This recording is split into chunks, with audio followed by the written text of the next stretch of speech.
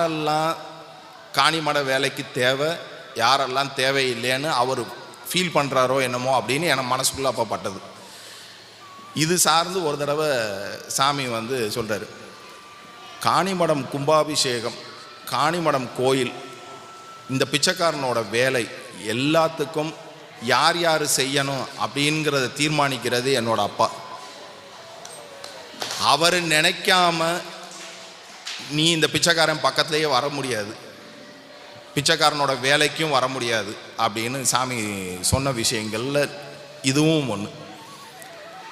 Kanimadam கும்பாபிஷேகத்துக்கு college முடித்து டிரைவராக இவங்க இன்விடேஷன் கொடுக்கறதுக்கு போகக்கூடிய சந்தர்ப்பங்கள் கிடைச்சது.